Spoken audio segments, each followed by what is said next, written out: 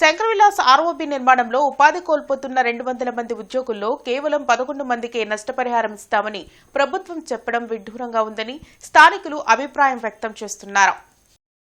నగర ప్రజల ట్రాఫిక్ ఇబ్బందులు తొలగించేందుకు కేంద్ర సహాయ మంత్రి పెమ్మసాని చంద్రశేఖర్ 4 లైన్ల శంకరవిలాస్ ఆర్ఓబీ నిర్మాణానికి పూనుకున్నారు. అయితే బ్రిడ్జి నిర్మాణం వలన సుమారు 159 షాపులు తొలగించాల్సి ఉంటుంది.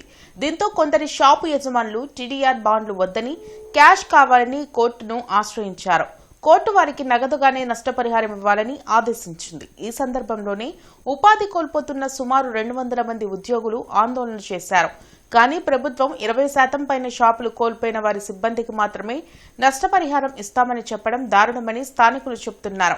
ఏది ఏమైనా ఉపాధి కోల్పోయిన ఉద్యోగులకు నష్టపరిహారం ఇవ్వాలని మంత్రి పెమ్మసాని చెప్పిన విధంగా 2027 జూలై నాటికి బ్రిడ్జ్ నిర్మాణం పూర్తి చేయాలని స్థానికులు కోరుతున్నారు.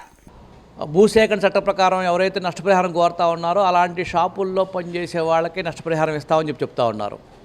సరే, వాళ్ళకైనా నష్టపరిహారం ఇస్తారా అంటే వాళ్ళకు కూడా పూర్తి స్థాయి నష్టపరిహారం ఇవ్వట్లేదు.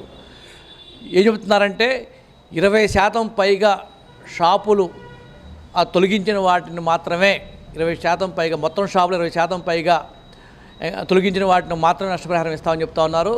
ప్రభుత్వం లెక్క ప్రకారం కేవలం 11 మందికి మాత్రం అర్హులని చెప్తా ఉన్నారు.